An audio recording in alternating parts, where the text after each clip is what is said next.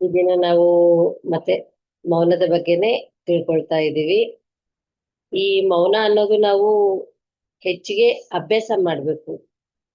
ತುಂಬಾ ಅಂದ್ರೆ ತುಂಬಾ ನಾವು ಮೌನನ ಪ್ರಾಕ್ಟೀಸ್ ಮಾಡ್ಕೊಂಡು ಹೋದಂಗೆಲ್ಲ ನಾವು ಮೌನವನ್ನ ಕಲೀಲಿಕ್ಕೆ ಆಗ್ಲಿ ತಿಳ್ಕೊಳ್ಲಿಕ್ಕೆ ಆಗ್ಲಿ ಆಗುತ್ತೆ. ಈಗ ನಾವೇನ್ ಮೌನದ ಬಗ್ಗೆ ಇದು ನಾವು ಬರೀ ಮಾಹಿತಿ ತಗೋತಿದೀವಿ. ಈ ಮಾಹಿತಿ ತಗೊಂಡು ಸುಮ್ಮನೆ ಇದ್ರೆ ಆಗೋದಿಲ್ಲ, ಅಭ್ಯಾಸವನ್ನು ಮಾಡ್ಬೇಕು. ಯಾಕಂದ್ರೆ ಲಾಸ್ಟ್ 2 days ನಮ್ಗೆ ಮೌನದ ಬಗ್ಗೆ ಚನ್ನಬಸವ ಸರ್, ಸುಬ್ರಹ್ಮಣ್ಯ ಸರ್ ತುಂಬಾ ತಿಳಿಸಿದ್ದಾರೆ. ಗಾಂಧೀಜಿ ಅವರು ಮಾಡಿರುವಂತ ಮೌನದ ಬಗ್ಗೆ ಆಗ್ಲಿ, ಅವರ ಒಂದು ಮೌನದ ಶಕ್ತಿ, ಮತ್ತೆ ಮೆಹರ್ ಬಾಬಾಜಿ ಅವರು ತುಂಬಾ ವರ್ಷಗಳು ಮೌನ ಮಾಡಿದ್ದಾರೆ. 45 ವರ್ಷ ಅವರು ಮೌನದಲ್ಲೇ ಇದ್ದಾರೆ ಅಂತ.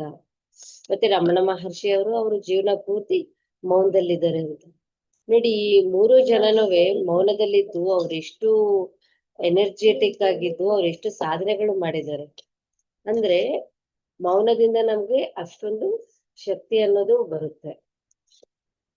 ಅಷ್ಟು ಶಕ್ತಿನ ನಾವು ಸಂಗ್ರಹಣೆ ಮಾಡ್ತೀವಿ. ಮತ್ತೆ ಸಂಗ್ರಹಣೆ ಮಾಡಿರೋ ಶಕ್ತಿ ನಮ್ಗೆ ಅನಾವಶ್ಯಕವಾಗಿ ಹೋಗೋದಿಲ್ಲ ಈ ಮೌನದಿಂದ.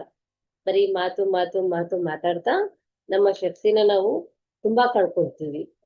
ಅದು ಹೇಗೆ ಕಳ್ಕೊಳ್ತೀವಿ ಅನ್ನೋದು ನಮ್ಮನ್ನ ನಾವು ಒಂದು ಸರಿ ಅಬ್ಸರ್ವ್ ಮಾಡಿದೀವಿ ಅಂದ್ರೆ ನಮ್ಗೆ ತುಂಬಾ ಸುಲಭವಾಗಿ ಗೊತ್ತಾಗುತ್ತೆ. ಕಾನ್ಸಿಯಸ್ ಅಲ್ಲಿ ಇರ್ಬೇಕು. ನಾವು ಮಾತಾಡ್ತಿರುವಾಗ ಏನ್ ಮಾತಾಡ್ತಿದೀವಿ ಅನ್ನೋ ಒಂದು ಅರಿವಿನಲ್ಲಿ ಇದ್ದಾಗ ಖಂಡಿತ ನಮ್ಗೆ ಮೌನದ ಬೆಲೆ ಅನ್ನೋದು ಗೊತ್ತಾಗುತ್ತೆ. ನಾವ್ ಎಲ್ಲೇವರೆಗೂ ನಮ್ಮ ಒಂದು ಮಾತಿನ ಮೇಲೆ ನಮ್ಮ ಗಮನ ಇರೋದಿಲ್ವೋ ಅಲ್ಲೇವರೆಗೂ ನಾವು ಮೌನವನ್ನ ತಿಳ್ಕೊಳ್ಲಿಕ್ಕೆ ಆಗೋದಿಲ್ಲ. ಮೌನದ ಮಹತ್ವನೂ ನಮ್ಗೆ ಗೊತ್ತಾಗೋದಿಲ್ಲ. ಹಿರಿಯರು ಒಂದು ಗಾದೆ ಮಾತು ಹೇಳಿದ್ದಾರೆ, ಚಿಕ್ಕರಿಂದ ನಾವು ಕೇಳ್ಕೊಂಡು ಬಂದಿರೋದು, ಮಾತು ಬೆಳ್ಳಿ ಮೌನ ಬಂಗಾರ ಅಂತ. ಇಲ್ಲೇ ನಮ್ಗೆ ಮೌನದ ಬಗ್ಗೆ ಚಿಕ್ಕವರಿದ್ದಾಗಿಂದಾನು ನಾವು ಕಲ್ತು ತಿಳ್ಕೊಂಡು ಬಂದಿದ್ದೀವಿ. ಅದೇ ನಮ್ಗೆ ಬೇಕಾಗಿರೋದು ಅಭ್ಯಾಸ. ಮೌನ ಅನ್ನೋದು ಪ್ರಾಕ್ಟೀಸ್ ಆಗ್ಬೇಕು. ಮೌನದ ಪ್ರಾಕ್ಟೀಸ್ ಪ್ರತಿಯೊಬ್ಬರೂನುವೆ ಸ್ಟಾರ್ಟ್ ಮಾಡ್ತಾ ಹೋಗ್ಬೇಕು. ಮತ್ತೆ ಸರ್ ಇನ್ನೊಂದ್ ಹತ್ರ ಹೇಳ್ತಿದ್ದಾರೆ, ನಮ್ಗೆ ಬೇಕಾಗಿರೋದು ಬರೀ ಮೌನ ಅಲ್ಲ, ಮಹಾ ಮೌನ. ಇಲ್ಲಿ ಅಗಸ್ತ್ಯ ಆ, ಅಗಸ್ತ್ಯ ಮಹಾಮುನಿ ಅವ್ರ ಬಗ್ಗೆ ಹೇಳ್ತಾ ಪತ್ರಿಜಿ ಅವ್ರ ಕಡೆಯಿಂದ ನಾವು ಮಹಾ ಮೌನವನ್ನು ನಾವು ತಿಳ್ಕೊಬೇಕು ಅಂತ ಹೇಳಿದ್ದಾರೆ. ಇಲ್ಲಿ ನಾವು ಸುಮ್ಮನೆ ಮಾತಾಡ್ಕೊಂಡು ಹೋಗ್ತಾ ಇದ್ರೆ ಅಲ್ಲಿ ಏನು ಇರೋದಿಲ್ಲ, ಏನು ಸಿಗೋದಿಲ್ಲ. ನಾವಿಲ್ಲಿ ಏನು ಯೋಗನ ಕಲಿತಾ ಇದ್ದೀವಿ, ಆ ಯೋಗವನ್ನು ಕಲಿಯಕ್ಕೂ ಮುಂಚೆನೆ, ಯೋಗವನ್ನು ಅಭ್ಯಾಸ ಮಾಡಕ್ಕೂ ಮುಂಚೆನೆ ನಾವು ಮೌನವನ್ನು ಅಭ್ಯಾಸ ಮಾಡ್ಕೋಬೇಕು. ಇಲ್ಲಿ ನೋಡಿ, ನಾವು ಮಾತುಗಳು, ಈ ಕೆಲ್ಸಕ್ಕೆ ಬರ್ದೇ ಇರೋ ಮಾತುಗಳು 2 ತರ ಇರ್ತಾವಂತೆ. ಆ 2 ತರ ಏನೇನೆ ಅಂದ್ರೆ, ಇದು ತುಂಬಾ ಸುಲಭ. ಒಂದು, ಪಕ್ಕದವ್ರ ಬಗ್ಗೆ ನಾವು ಮಾತಾಡ್ಕೊಂಡಿರೋದು. ಪಕ್ಕದವ್ರ ಬಗ್ಗೆ ಕೆಲ್ಸಕ್ಕೆ ಬರ್ದೇ ಇರುವಂತ ಮಾತುಗಳನ್ನು ಮಾತಾಡೋದು. ಇನ್ನೊಂದು, ನಮ್ಮ ಬಗ್ಗೆ ನಾವು ಕೆಲಸಕ್ಕೆ ಬಾರದೇ ಇರುವಂತ ಮಾತುಗಳನ್ನು ನಾವು ಮಾತಾಡೋದು.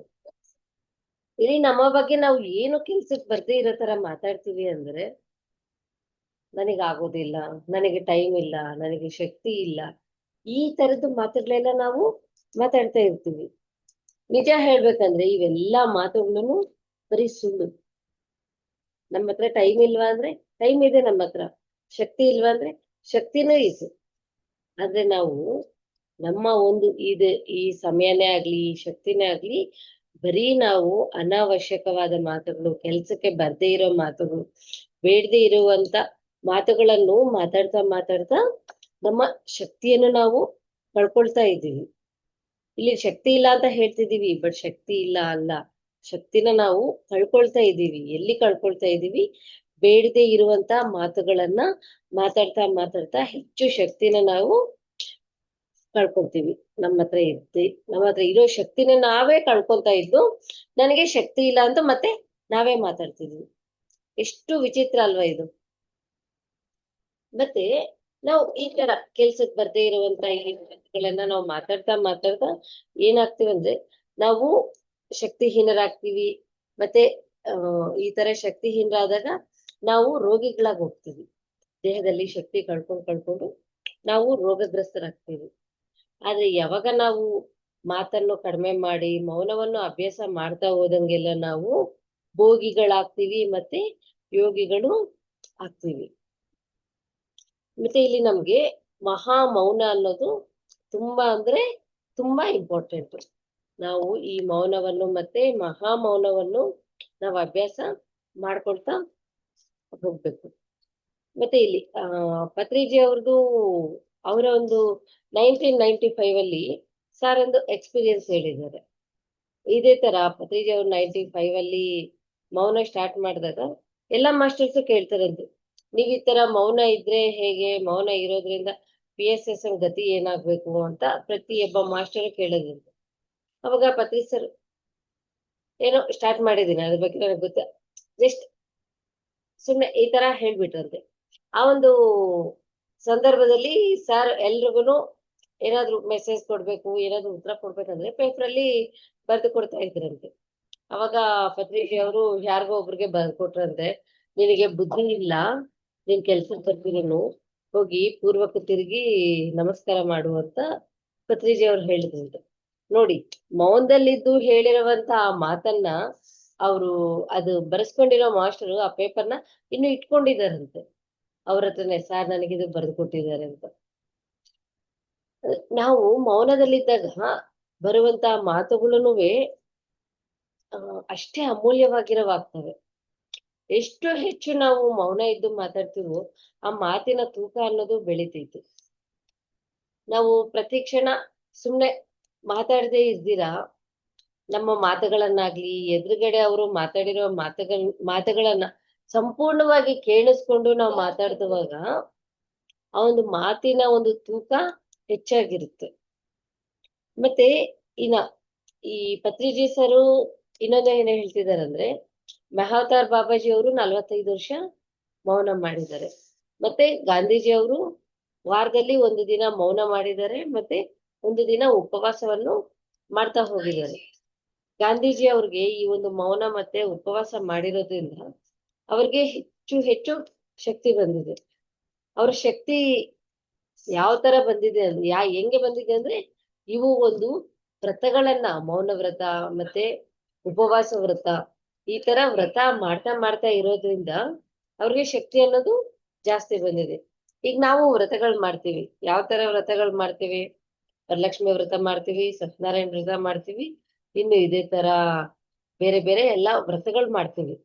ಅದೇ ನಾವು ಮಾಡ್ಬೇಕಾಗಿರೋದು ಆ ವ್ರತಗಳನ್ನ ಮಾಡ್ಬೇಕಾಗಿರೋದು ಒಂದು ಮೌನ ವ್ರತ, ಧ್ಯಾನ ವ್ರತ ಮತ್ತೆ ಉಪವಾಸ ವ್ರತ. ಈ ತರ ನಮ್ಮ ಆತ್ಮೋನ್ನತಿಗೆ ಏನೇನೋ ವ್ರತಗಳಿದಾವೆ, ನಾವು ಈ ತರ ಒಂದು ವ್ರತಗಳನ್ನ ನಾವು ಮಾಡ್ಕೊಳ್ತಾ ಹೋಗ್ಬೇಕು. ಸೊ ನಾವ್ ಯಾವಾಗ ಈ ತರದ ವ್ರತಗಳು ಮಾಡ್ತಿದೀವಿ ಅವಾಗ ನಮಗೆ ಶಕ್ತಿ ಅನ್ನೋದು ಜಾಸ್ತಿ ಆಗ್ತಾ ಹೋಗುತ್ತೆ.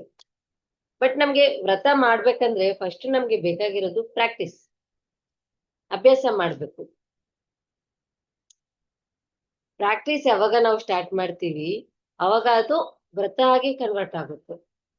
ನಾವು ಒಂದು ದಿನಾನೂ ಮೌನ ಮಾಡೋದಿಲ್ಲ, ಮೌನ ಮಾಡ್ಬೇಕು ಅಂದ್ರೆ ನಾವು ನಮ್ಮಲ್ಲಿ ಕಾಣುವಂತ ರೀಸನ್ಸ್ನೇ ನಾವು ನೋಡ್ತಾ ಹೋಗ್ತೀವಿ. ಒಂದು ನನಗೆ ಟೈಮ್ ಇರಲ್ಲ, ಇಲ್ಲ ನಮ್ಮ ಮನೆಗೆ ಬರೋರು ಇರ್ತಾರೆ, ನನಗೆ ತುಂಬಾ ಫೋನ್ಗಳು ಬರ್ತಿರ್ತವೆ, ನಾನ್ ಡ್ಯೂಟಿಗೆ ಹೋಗ್ಬೇಕು, ಇಲ್ಲಾಂದ್ರೆ ನನಗೆ ಮನೆಯಲ್ಲಿ ಮಕ್ಳಿದಾರೆ, ಈ ತರದ ಕಾರಣಗಳು ನಮ್ಮ ಕಣ್ಮುಂದೆ ಕಾಣ್ತವೆ. ಬಟ್ ಆ ಕಾರಣಗಳಂದ್ರೆ ಮೀರಿದ್ದು ಕಾರ್ಯ ಇರುತ್ತೆ, ಅಭ್ಯಾಸ ಇರುತ್ತೆ, ಸಾಧನೆ ಇರುತ್ತೆ. ವಾರದಲ್ಲಿ ಒಂದಿನ ಮೌನವನ್ನ ನಾವು ಪ್ರಾಕ್ಟೀಸ್ ಮಾಡ್ತಾ ಹೋಗೋಣ.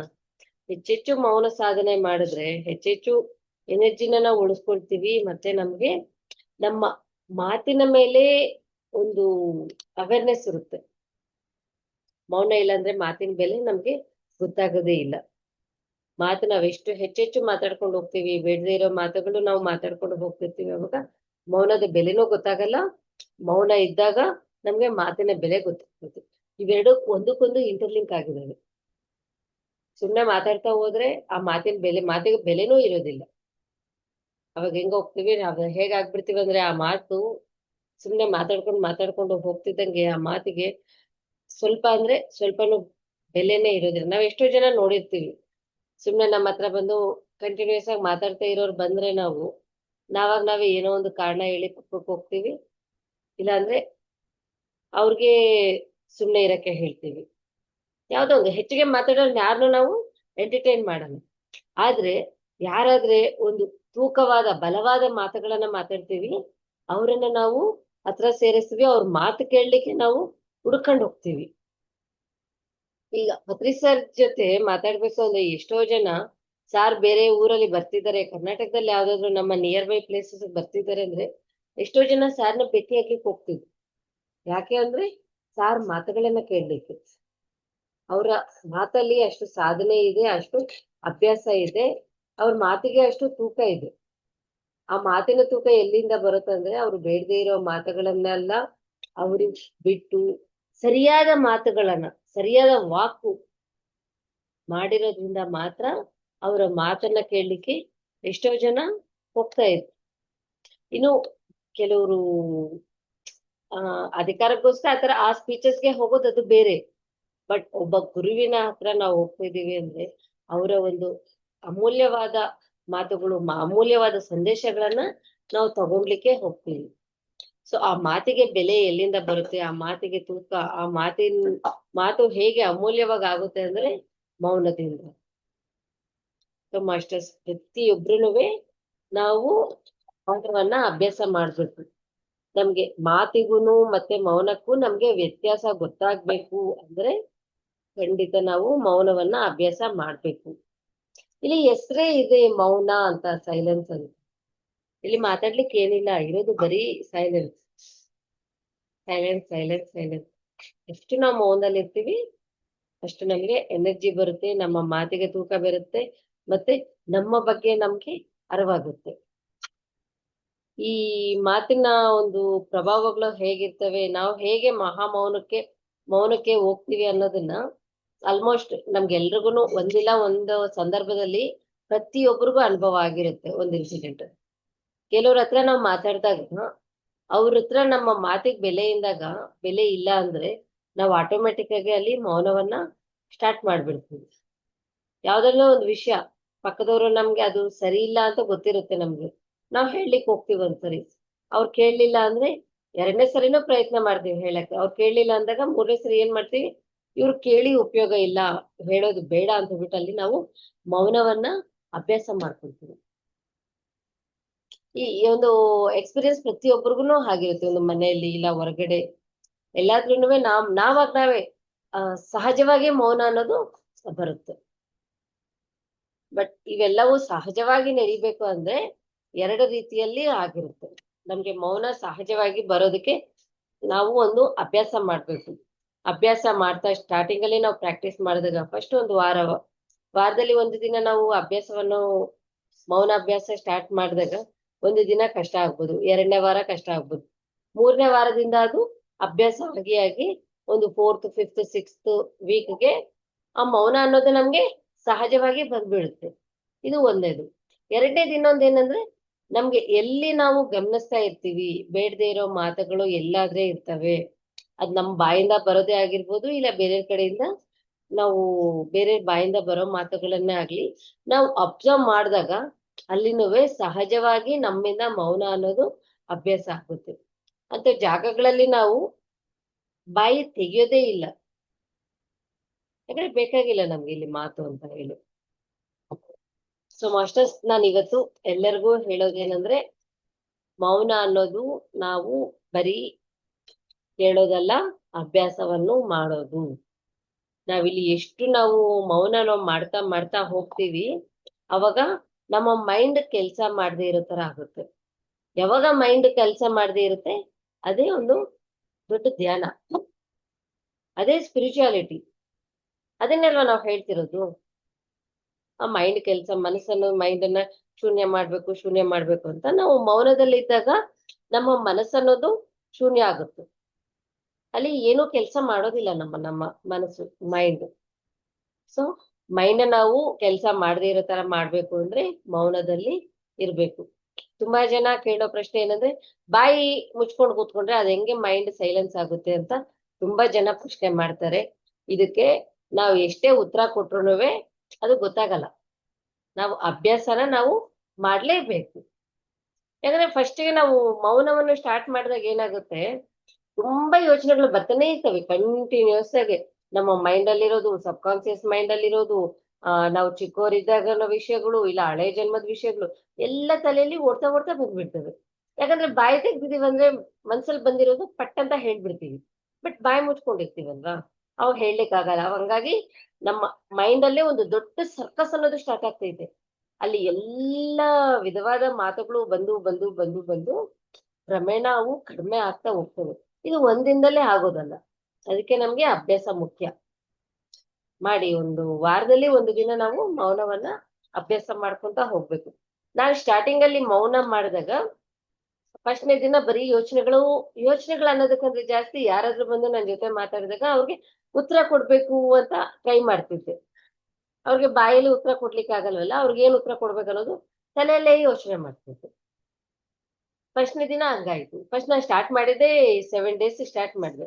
ಫಸ್ಟ್ನೇ ದಿನ ಅವ್ರಿಗೆ ಏನ್ ಉತ್ತರ ಕೊಡ್ಬೇಕು ಅಂತ ಯೋಚನೆ ಮಾಡ್ತಿದ್ದೆ.